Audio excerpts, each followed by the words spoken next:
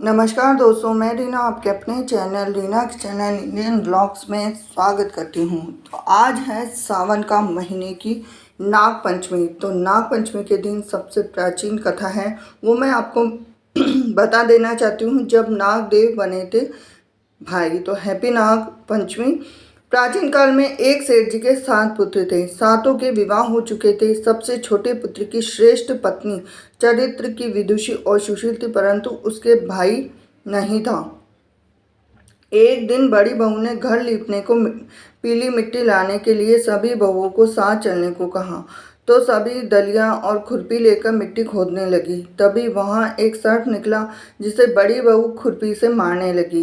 यह देखकर छोटी बहू ने उसे रोकते हुए कहा, मत मारो इसे, यह बेचारा निरपराध है। यह सुनकर बड़ी बहू ने उसे नहीं मारा। तब सर्प एक और जा बैठा। तब छोटी बहू ने उससे कहा कि हम अभी लौट कर आती हैं, तुम यहाँ से जाना मत। यह कहकर वह अपने साथ मिट्टी लेकर घर चली गई और वहाँ कामकाज में फंसकर सबसे जो वादा किया था उसे भूल गई। उसे दूसरे दिन यह बात याद आई तो सबको साथ लेकर वहां पहुंची और सर्प को उस स्थान पर बैठा देखकर बोली, सर भैया नमस्कार। सर्प ने कहा, तू भैया कह चुकी है इसलिए तुझे छोड़ देता हूँ, नहीं तो झूठी बात कहने के कारण तुझे अभी डस लेता। वह बोली, भैया मुझसे भूल हो गई, उसकी क्षमा मांगती हूँ। तब सर्प बोला, अच्छा तू आज से मेरी बहन हुई और मैं तेरा भाई हुआ, तुझे जो मांगना है मांग ले। वह बोली, भैया मेरा कोई नहीं है, अच्छा हुआ जो तू मेरा भाई बन गया। कुछ दिन व्यतीत होने पर वह सर्प मनुष्य का रूप रखकर उसके घर आया और बोला कि मेरी बहन को भेज दो। सबने कहा कि इसके तो कोई भाई नहीं था। तो वह बोला, मैं दूर के रिश्ते में इसका भाई हूँ, बचपन में ही बाहर चला गया था। उसके विश्वास दिलाने पर घर के लोगों ने छोटी को उसके साथ भेज दिया। उसने मार्ग में बताया कि मैं वही सर्प हूँ, इसीलिए तू डरना नहीं। जहाँ चलने में कठिनाई हो वहाँ मेरी पूँछ पकड़ लेना।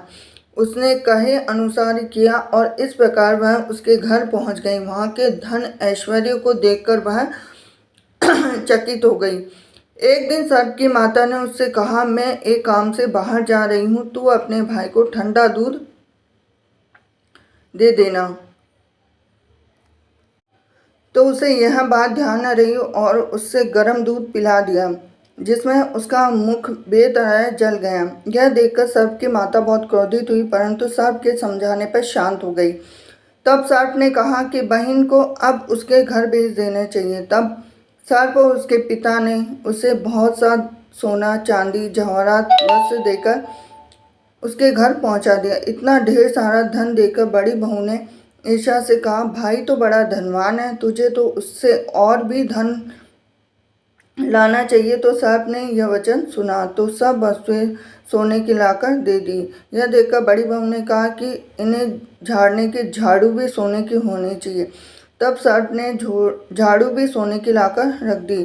सर्प ने छोटी बहू को हीरा मणियों का एक अद्भुत हार दिया था। उसकी प्रशंसा उस देश की रानी ने भी सुनी और वह राजा से बोली कि सेठ की छोटी बहू का हार यहाँ आना चाहिए। तो राजा ने मंत्री को हुक्म दिया कि उससे वह हार लेकर शीघ्र उपस्थित हो। मंत्री ने सेठ जी से जाकर कहा कि महारानी जी छोटी बहू का हार पहनेगी, वह उससे लेकर मुझे दे दो। तो सेठ जी ने डर के कारण छोटी बहू से हार मांगकर दे दिया। छोटी बहू को यह बात बहुत बुरी लगी और उसने अपने सर्प भाई को याद किया और आने पर प्रार्थना की कि भैया रानी ने हार छीन लिया, तुम कुछ ऐसा करो जब हार उसके गले में रहे तब वह सर्प बन जाए, जब वह मुझे लौटा दे तब हीरो और मणियों का हो जाए। सर्प ने ठीक वैसा ही किया। जैसे ही रानी ने हार पहना वैसे ही वह सर्प बन गया और जैसे ही रानी चीख पड़ी और रोने लगी तब यह देखकर राजा ने सेठ के पास खबर भेज दी और छोटी बहू को तुरंत भेजो। सेठ जी डर गए कि राजा न जाने क्या करेगा। वे स्वयं छोटी बहू को साथ लेकर उपस्थित हुए। राजा ने छोटी बहू से पूछा, तूने क्या जादू किया कि मैं तुझे दंड दूं? छोटी बहू बोली कि राजन धृष्टता क्षमा कीजिए, यह हार ही ऐसा है कि मेरे गले में हीरो और मणियों का रहता है और दूसरे के गले में सर्प बन जाता है। यह सुनकर राजा ने वह सर्प बना हार उसे देकर कहा, अभी पहनकर दिखाओ। छोटी बहू ने जैसे ही उसे हार पहना वैसे हीरो मणियों का हो गया। यह देखकर राजा को उसकी बात का विश्वास हो गया और उसने प्रसन्न होकर उसे बहुत सी मुद्राएं पुरस्कार में दी। छोटी बहन अपने हार और इन सहित घर लौट आई और उसके धन को देखकर बड़ी बहू ने ईर्ष्या के कारण उसके पति को सिखाया कि छोटी बहू के पास कहीं से धन आया है।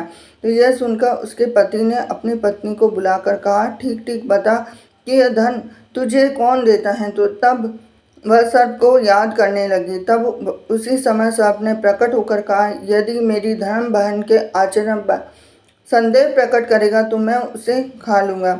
यह सुनकर छोटी बहू का पति बहुत प्रसन्न हुआ और उसने सर्प देवता का बड़ा सत्कार किया। उसी दिन से नाग पंचमी का त्यौहार मनाया जाता है और स्त्रियां सर्प को भाई मानकर उसकी पूजा करती है।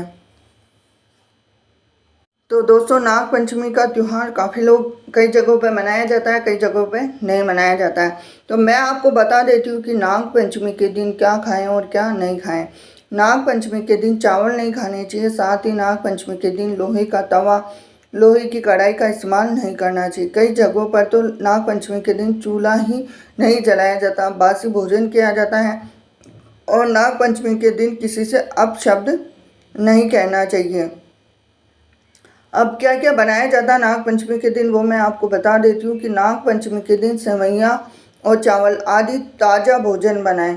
कुछ भागों में नाग पंचमी से एक दिन पहले ही भोजन बनाकर रख दिया जाता है और नाग पंचमी के दिन बासी खाना खाया जाता है। इसके बाद दीवार पर गेरू पोतकर पूजन का स्थान बनाया जाता है। नाग पंचमी के दिन ओम कुरु कुले फट स्वाहा इस मंत्र का जाप करते हुए नाग देवता की पूजा कर सर्पों के संरक्षण का संकल्प लेना चाहिए।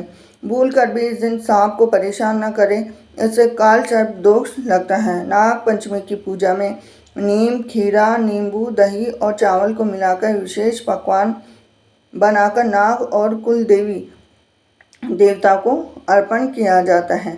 तो ये थी खास जानकारी आपके लिए। जानकारी अगर आपको पसंद आई हो तो वीडियो को ज़रूर लाइक करें। और नाग पंचमी के दिन और भी बहुत सारी चीज़ें जो मैं आपको बता देती हूँ कि श्रावण शुक्ल पंचमी को नागों की पूजा का पर्व नाग पंचमी मनाया जाता है। इस तिथि को भगवान शिव के आभूषण नागों की पूजा की जाती है। अगर कुंडली में राहु केतु की स्थिति ठीक ना हो तो इस दिन विशेष पूजा से लाभ पाया जा सकता है। इस बार नाग पंचमी का पर्व 25 जुलाई को मनाया जा रहा है। तो आइए जानते हैं कि हमें इस दिन कौन कौन से कार्य बिल्कुल नहीं करने चाहिए। इस दिन भूमि की खुदाई करना या खेत में हल चलाना बहुत अशुभ माना जाता है, इसलिए ऐसा करने से सख्त परहेज करना चाहिए। इसके अलावा साग भी नहीं तोड़ना चाहिए। नाग पंचमी के दिन नुकीली और धारदार वस्तुओं के इस्तेमाल से बचना चाहिए। मुख्य रूप से सुई धागे का इस्तेमाल नहीं करना चाहिए, ऐसा करना अशुभ माना जाता है। चूल्हे पर खाना बनाने के लिए तवा और लोहे की कढ़ाई का उपयोग बिल्कुल भी ना करें, ऐसा करने से नाग देवता को कष्ट होता है। साथ ही साथ अगर हम बात करें तो नाग पंचमी के दिन किसी भी इंसान के लिए अपने मुंह से जहर ना उगले, यानी किसी से लड़ाई झगड़े या गलत शब्द बोलने से बचना चाहिए। जिन लोगों की कुंडली में राहु केतु भारी है उन्हें इस दिन विशेष रूप से नाग देवता की पूजा करनी चाहिए। ऐसा करने से कुंडली में आ रही दिक्कतों को भी दूर किया जा सकता है। नाग पंचमी के दिन मांस या मदिरा पान का भी सख्ती से परहेज करना चाहिए। भगवान शिव के मंत्रों का जाप करने से लाभ हो सकता है। नाग पंचमी के दिन इस बात का ध्यान रखें कि शिवलिंग या नाग देव को दूध पीतल के लोटे से चढ़ाएं, जबकि जल चढ़ाने के लिए तांबे के लोटे का इस्तेमाल करें। यह बात ध्यान रखें कि हिंदू धर्म में नाग देवता के दूध से अभिषेक का महत्व बताया गया है, इसलिए नाग पंचमी पर दूध से अभिषेक कर रहे हैं, लेकिन दूध पिला नहीं सकते। इसके भी काफ़ी तर्क बताए गए हैं। तो ये थी खास जानकारी आपके लिए। वीडियो अगर आपको थोड़ा सा भी अच्छा लगा हो, थोड़ा सा रोचक लगा हो तो वीडियो को लाइक करें। जानकारी पसंद आई हो तो चैनल को सब्सक्राइब करें, बेल आइकन प्रेस करें। ऐसी ही जानकारी के लिए मेरे साथ बने रहिए रीना के चैनल इंडियन ब्लॉग्स में। हरे कृष्ण।